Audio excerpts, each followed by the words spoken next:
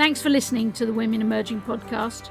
Every week we put up a new episode with insights into leadership, practical leadership, seen through the eyes of women leaders of all ages and all sectors from right across the world. Our aim is for women to be able to say, if that's leadership, I'm in. Don't forget to subscribe to the podcast and join Women Emerging on our website, womenemerging.org. That's womenemerging.org for more fabulous free leadership content. Welcome.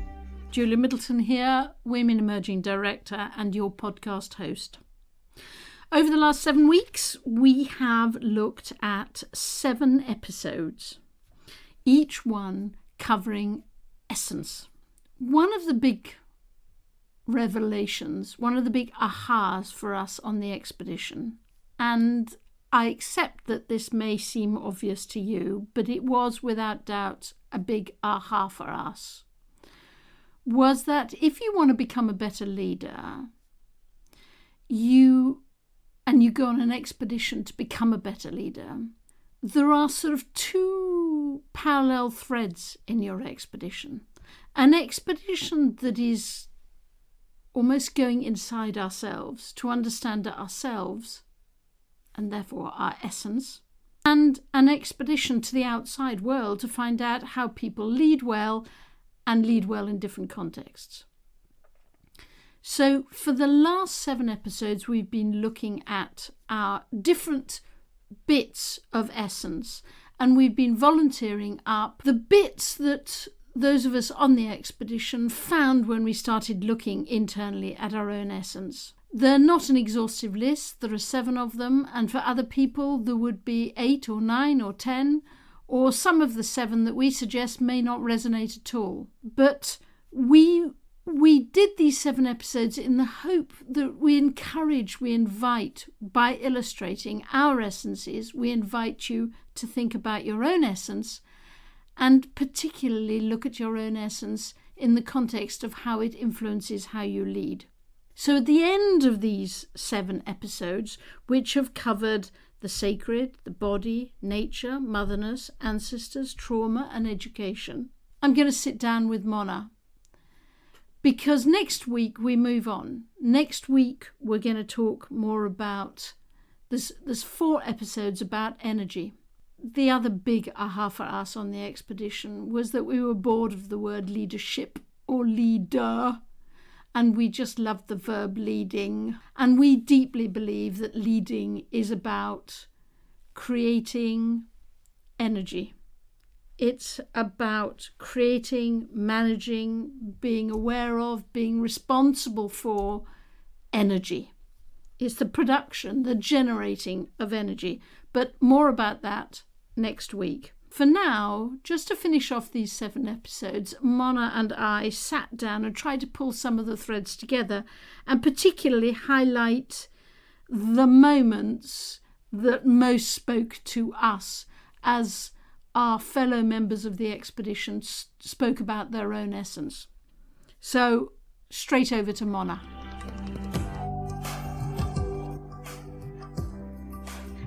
So, Mona, we've come to an end of 7 episodes now, all about essence.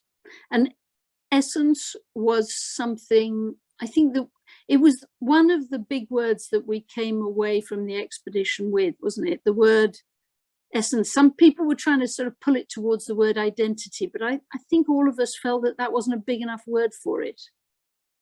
Essence was somehow spiritual too, wasn't it? Well, it was spiritual, it was about our body, it was about trusting nature, certainly about a new term we coined called motherness, acknowledging our ancestors, acknowledging trauma, and the importance of education. So I think essence combine a lot of things. And for me, essence is about trust, because that's what we're born with. Ultimately, as babies, we trust our mothers and those around us, and that is fundamentally the essence of who we are. So for me, all of this combines into who we trust, how we trust ourselves, how we trust our colleagues and our communities. I like that.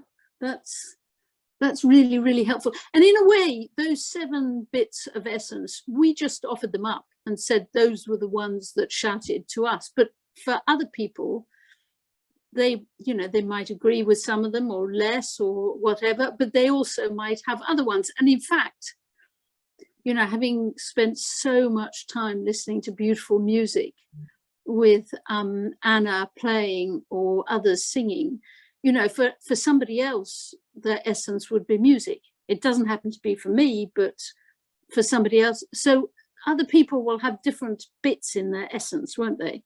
We just offered these up.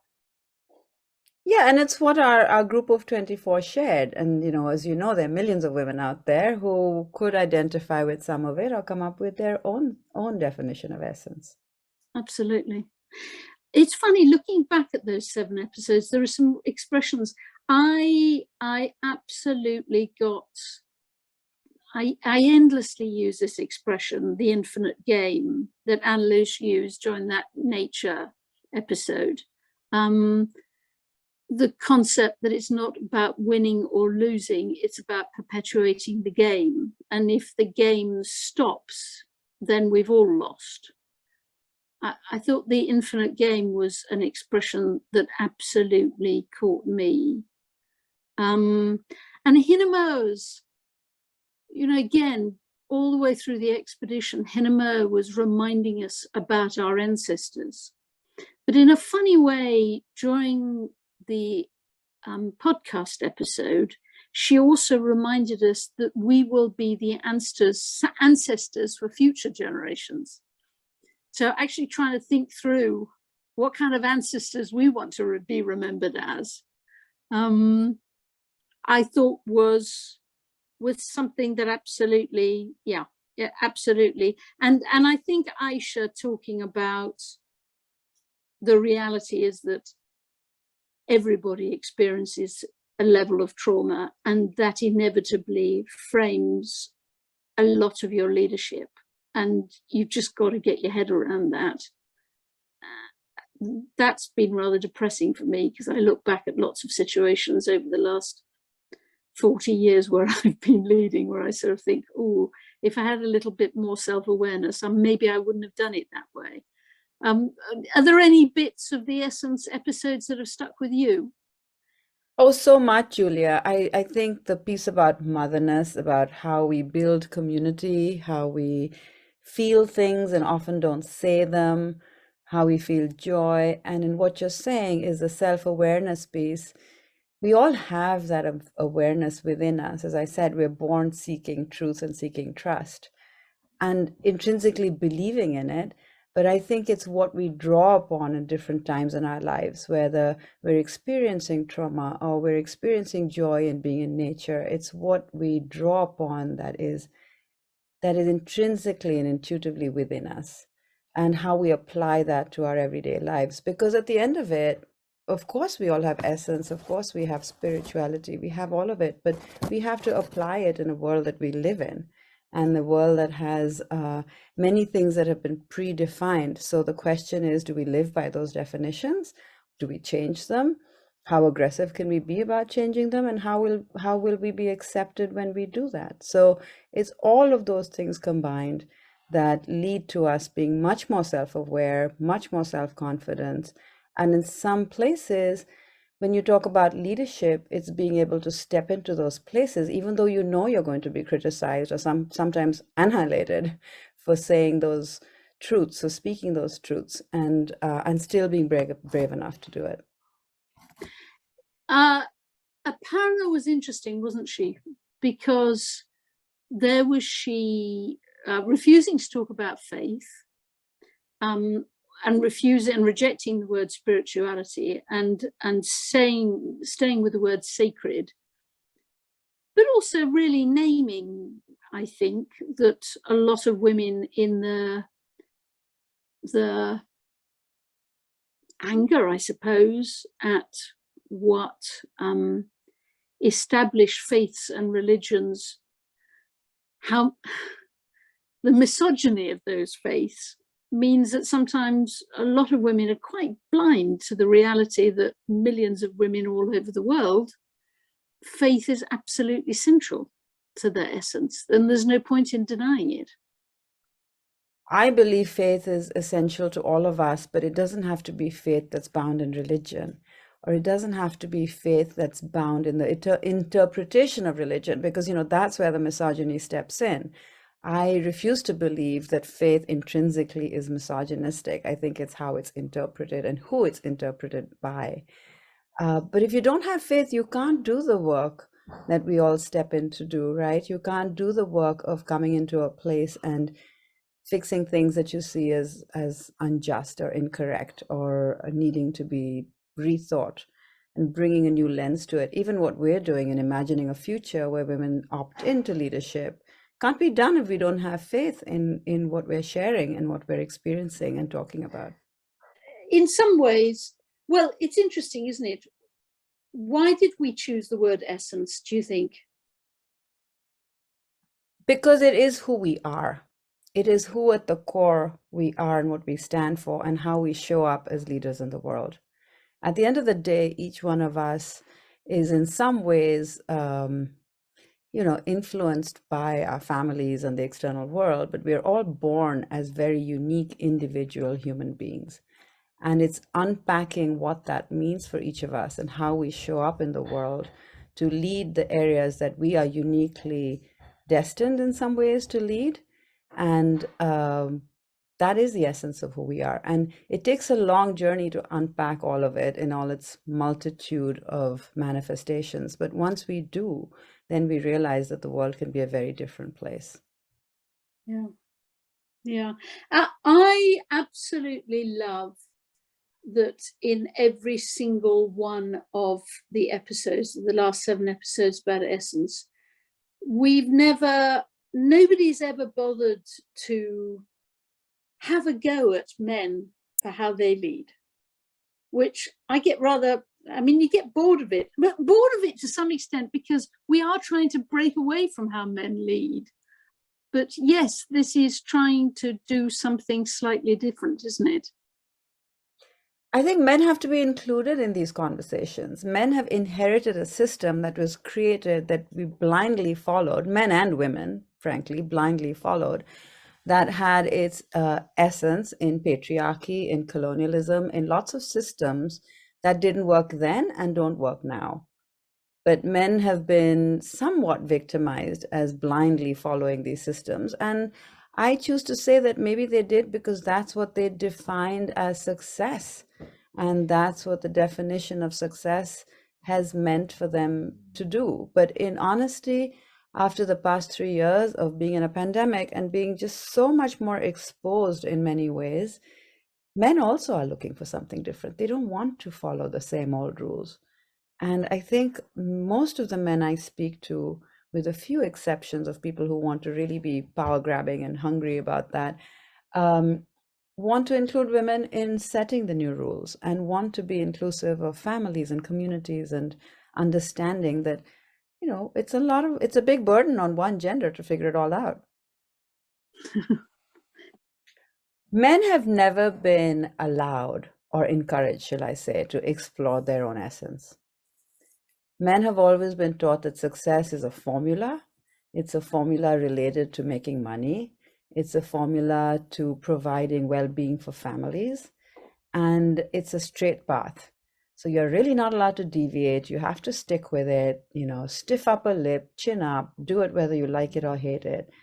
And in some ways, it's robbed men of a lot of joy because often men have been made to be in places or have inevitably compromised and settled into spaces that haven't allowed them to experience the emotional benefits of being human beings.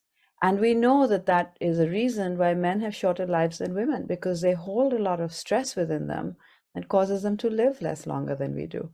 So in some ways, I'm not excusing the bad behavior of men, because there are plenty of men who don't behave very well, but I am positing that if men were given a chance to rewrite the rules, they might be a little bit different. That may just be the optimist in me, but I do think that men and women together could create a world that's much more joyful than we presently see it as. And I suppose, the next few episodes, having looked at Essence, which is so inward looking, I think that the next few episodes of the podcast will be about the concept of energy. And, once you've landed your essence, then how do you, because we came up, I think, with an increasing view that leadership is about energy, or rather leading is about energy. Because the danger is that you spend so much time investigating your own essence and you doing internal work, that when it then hits the outside world, which is, let's face it, full of all kinds of people who aren't particularly interested in whoever's essence, and actually aren't that interested in women leading. So what's your experience been of when you've done the internal, the inside work, then it hits the reality of the outside world? How much of a shock of that is that? How much do you end up compromising? How do you combine this inner and outer energy? I think a lot of it depends on what success means to you. And I know that's a very broad definition, but if you are going into a career, for example, in investment banking, as I started out, at that time, success meant following the rules, following a pre-charted journey that had been wildly financially successful to clients and bankers alike, dressing a certain way, definitely not bringing in anything other than your work persona, and being professional, whatever that may mean. I think if you look at that world today, it is quite different, because clients and bankers alike realize that there's a commonality and there's a connection that comes with understanding each other as human beings. And I won't say everybody buys into that, but I would say much more than in the days when I was on Wall Street. The essence of understanding who you are is critical to figuring out how you show up in the world. And that is where the energy piece comes in, because I really believe that the energy you emanate comes from the self-confidence, the being comfortable with who you are, with saying what you really think. But also sometimes I could be pretty bold in my thinking, but I have to think about who's in the room, because I do think of what the outcome is going to be. And so it is not foolish to think about, well, how do I temper what I'm going to say and how I'm going to put the energy out there to be provocative, maybe, but also to further the outcome that I want to see. So it's just being practical as a leader, because at the end of the day, if you are a leader, if you're a CEO, the buck stops with you. So you have to be thinking about outcomes. You have to be thinking about the energy that you share. You have to be thinking about building a community of your coworkers and your teammates. And you have to be thinking about, at the end of the day, when the buck stops with you, what do you want it to look like? Yeah. Talk to me about practical just a bit more. What do you mean by practical? Practical means understanding how something that you talk about in sort of cloud nine in some ways lands in the world and can actually be executed. So it is very much essence meets practicality. Absolutely. And it's the energy you put out there. So the energy is not saying, I'm coming from a place of scarcity because I will not share. The energy is saying, I'm coming from a place of abundance because I hear what you're saying and I have the power to do what it takes to make it right. And that goes back to trust, right? That goes back to people trusting you to know that as a leader, you are true to your word and you will actually do what you need to do. Even if you don't do it completely transparently the way everybody wants you to. Yes, because sometimes the transparency also has consequences, which are negative. So essence meets outside world. There is a bit of a shock. Absolutely is, but I think if you are true to your essence, then the shock may be a little bit mitigated. Explain. Well, if you have self-confidence, I think a lot of women say, I don't have the confidence to say that, or somebody said something obnoxious to me, and I felt so vulnerable, I didn't have the power to stand up and criticize it or call them out on it. Loretta Ross is a professor at Smith and has this wonderful concept of calling in versus calling out. So instead of shaming people, to actually talk about why it's important to talk about contentious issues and come to an understanding. Whether the understanding is that you choose to disagree or not is fine. But actually talking about a subject as opposing to just shaming someone, calling them out without really trying to understand where they're coming from, I think is a big problem in our society right now. Calling in rather than calling out is a very good expression, isn't it? You're actually trying to understand another person's point of view before you judge them. And I think the problem with patriarchy has long been that women have been judged without asking for their opinion on certain matters. And I think had women been asked about these issues and had conversations with male counterparts who were making the rules, which we weren't, then the rules may have been a little bit different. I'm hopeful about that. I think it's time for women to rewrite the rules, and it's time for women to own that space. And while we could be graceful about listening to men, we also have to put forward our own thinking and our own thought leadership and say, what if? What if this is what leadership could look like? And again, I'm optimistic to say I think men would agree with us. I think so too. And certainly looking at the experience of the next generation and what they value and how they show up at work with their whole selves as opposed to just the quote unquote professional selves. I mean, how can a professional self be different from your children and your role as a mother or your role as a spouse or, a friend or any other way that you show up in the world? You can't cut off that piece of yourself and show up in a completely different silo, which many of us had to do in the old days. Well, next episodes we go very much into this issue of energy and leading rather than leadership. Leading is a very powerful term because leading is about taking people through a journey. And that's exactly what we've done on this expedition. And as we've seen with the 24 leaders we've had on this expedition, everybody leads in a very different way. And that's where energy and essence feeds into all of this. It's honoring the fact that we all come from different lived experiences. Yes, that's what I loved about the expedition too.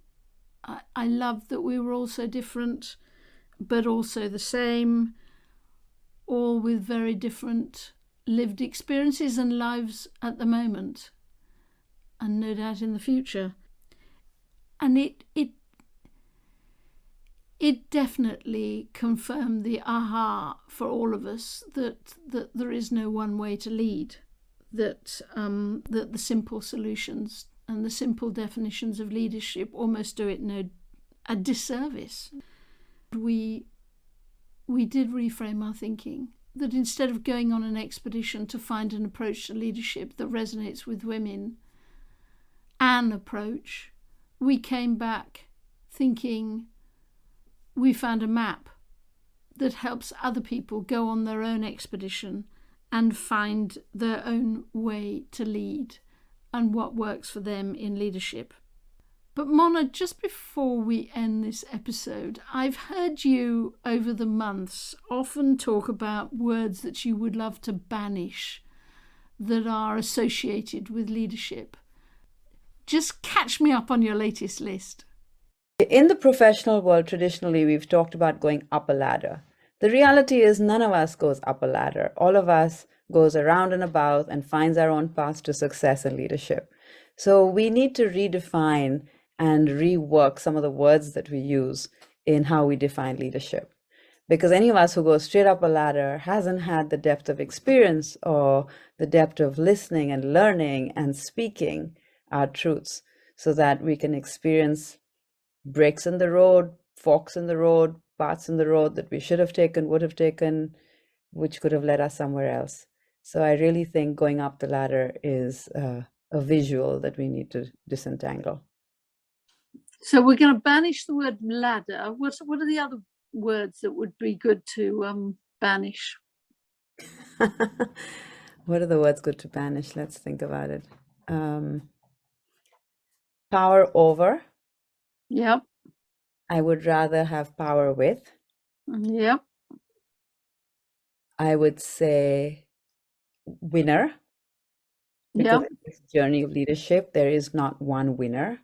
And so that the thought of everybody winning in whichever way they choose to define winning is important. There's only one thing worse than winning. It's win-win. Oh, it's horrible to say win-win. I mean, it should be win-win-win-win-win-win-win, right? Everybody should be winning. But I totally agree with that. And about people having a single journey and a single story. None of us have a single story. All of us are the product of where we were born, how we were brought up, what were our values. And it's finding that values alignment. I think that's more important than quote unquote winning.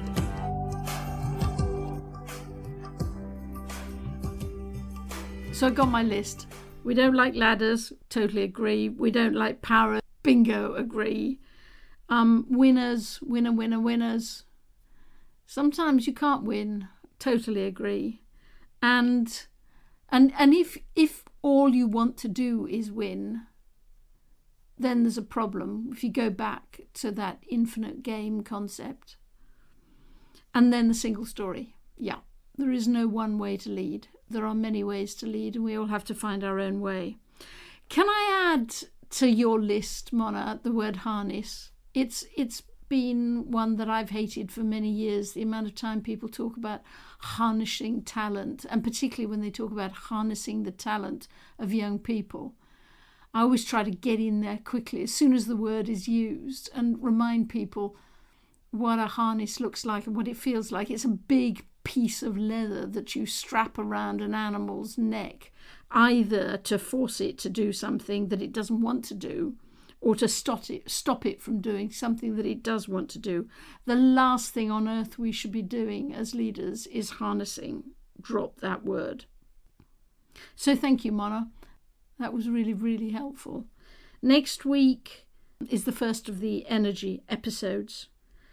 But before you start listening to them, can I just urge you to not to miss all the 7 Essence episodes. They were glorious, with Aparna talking about the sacred, Katrina on body, Anush on nature, Melissa on motherness, Hinamoa on ancestors, Aisha on trauma, and Isata on education. They are so worth a listen.